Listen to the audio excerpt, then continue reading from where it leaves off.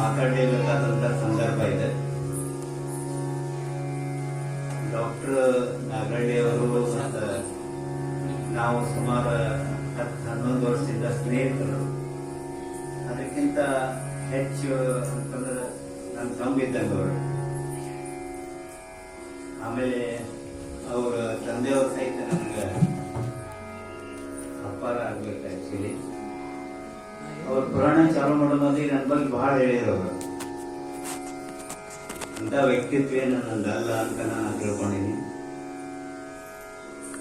ಯಾಕಂತಂದ್ರ ಎಷ್ಟಂದ್ರೂ ಹಿರಿಯರವರು, ಅವ್ರಿಗಿರುವಷ್ಟು ತಾಳ್ಮೆ ಅಥವಾ ಮತ್ತೊಂದು ನಾಲೆಜ್ ಅಂದ್ರೆ ನಾವು ಏನೋ ಇದ್ರು ಕಡಿಮೆ ನಾನು ತಿಳ್ಕೊಂಡಿನಿ. ಇವತ್ತಿನ ಸಂದರ್ಭದೊಳಗೆ ನಾನು ನಾಗರಳ್ಳಿ ಡಾಕ್ಟರ್ ಅವ್ರ ಬಗ್ಗೆ ಒಂದು ಮಾತು ಹೇಳಬೇಕು. ಯಾಕಂತಂದ್ರೆ ನನಗೊಂದು 6 ತಿಂಗಳಿಂದ ನಾಲ್ಗಿಗೆ ಒಂದು ಗುಳಿಯಾಗಿ ಬಹಳ ಪ್ರಾಬ್ಲಮ್ ಆಗಿತ್ತು.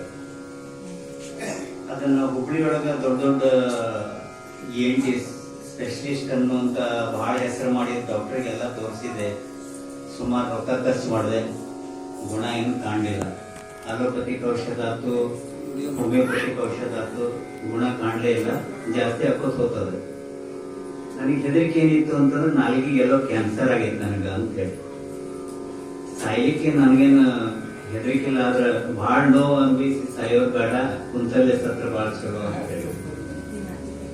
ಲಾಸ್ಟಿಗೆ ಡಾಕ್ಟರ್ ಹತ್ರ ಫೋನ್ ಮಾಡಿ ನಾ ಹಿಂಗ್ ತೋರಿಸಿನಿ, ನಂಗೆ ಆರಾಮ ಆಗಿಲ್ಲ ಅಂತಂದೆ. ಅವ್ರು ಲಾಸ್ಟಿಗೆ ಬರೀ ಫೋನ್ ಒಳಗ ಮಾತಾಡಿ ನನಗೊಂದಿಷ್ಟು ಔಷಧ ಹೇಳಿದ್ರು, ಆಯುರ್ವೇದಿಕ್ ಔಷಧ. ನನಗೆ ನಿಜವಾಗ್ಲೂ ಹೇಳ್ಬೇಕಂತಂದ್ರೆ ನಂಬಿಕೆ ಇರ್ಲಿಲ್ರಿ. ಅವ್ರು ನನ್ನ ಸ್ನೇಹಿತರು ಅನ್ನೋ ದೃಷ್ಟಿಯಿಂದ ಏನೋ ಒಂದು ನಂಬಿಕೆ ಇಟ್ಕೊಂಡು ಆತ ಡಾಕ್ಟರ್ ನಾ ತಗೋತೀನಿ ಅಂತಂದೆ. ಆಮೇಲೆ ನೀವು ಹೋಗ್ರಿ ಅಂತಲೇ ನಾ ಅಲ್ಲೇ ಔಷಧ ಹೇಳ್ತೀನಿ ಅಂತಂದ್ರು. ಆ ಪ್ರಕಾರ ಹೋದೆ. ಅವರು ಔಷಧ ಹೇಳಿದ್ರು. ಆ ಔಷಧ ಅಂಗಡಿ ನನಗೆ ಔಷಧ ಕೊಟ್ಟ. ಬಹಳ ಏನಾಗಲಿಲ್ಲ, ಒಂದು 1200 ರೂಪಾಯಿದು ಬಿಲ್ ಆಗ್ತದೆ.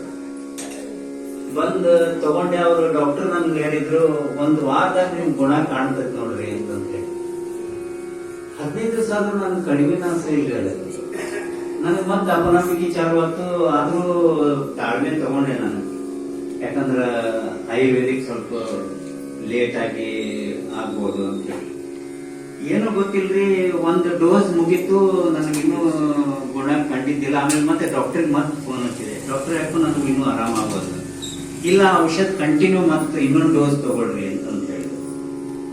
ಏನೋ ಗೊತ್ತಿಲ್ರಿ, 2ನೇ ಡೋಸ್ ತಗೊಂಡು ಒಂದು 16-17ನೇ ದಿವಸಕ್ಕೆ ನನಗೆ ಫುಲ್ ಆರಾಮ ಆಗೋದ್ರಿ.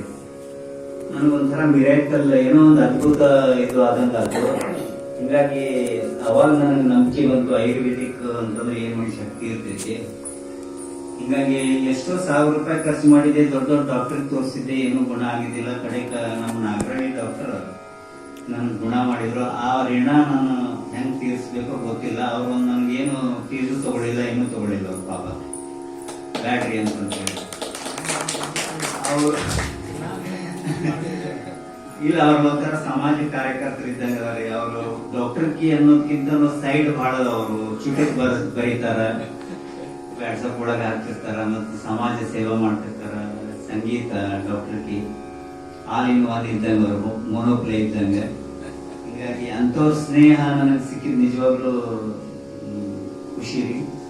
ಹೆಚ್ಚಾಗಿ ಒಂದು ಸಂಗೀತದ ವಾತಾವರಣ ಅವರಿಂದ ನಮ್ಗೆ ಯಾವಾಗ ಆಡ್ಲಿಕ್ಕೆ ಸ್ಫೂರ್ತಿ ಅಂತಂದ್ರೆ ಅವ್ರು ನಮ್ಗೆ ಯಾವಾಗ ಫೋನ್ ಮಾಡಿದಾಗ ಎಲ್ಲಿ ನಡೆದೈತಿ, ಹೆಂಗ ಏನು ಸಂಗೀತದ ವಿಚಾರನ ಮಾಡಿರ್ತಾರ. ಹಿಂಗಾಗಿ ಅವ್ರಿಗೆ ಬಹಳ ಚಿರಋಣಿ ಅಂತ ಹೇಳ್ತೀನಿ. ಇವತ್ತು ನನಗೆ ಹಾಡ್ಲಿಕ್ಕೆ ಕರ್ದ ನನ್ಕಿಂತ ಬಹಳ ಚಂದ ಹಾಡ್ತಾರ್ರಿ ಅವ್ರು. ಆಕ್ಚುಲಿ ಅದಕ್ಕೆ ಅವರು ನಾವು ಕೇಳಬೇಕು. ಒಂದ್ 4 ಹಾಡು ಹಾಡ್ತೀನಿ, ಎಂತ ದಯಮಾಡಿ ಅಂತ ಇದ್ರು ಕ್ಷಮ ಮಾಡ್ರಿ.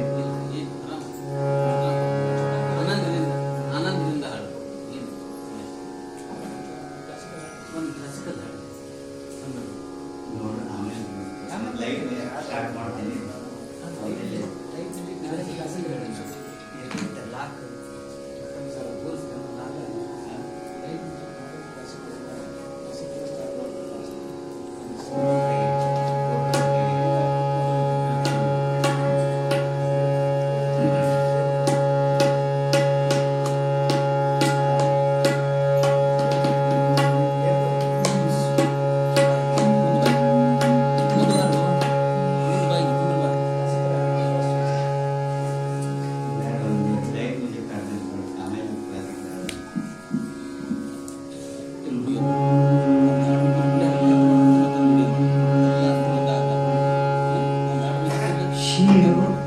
ಶಿವದರು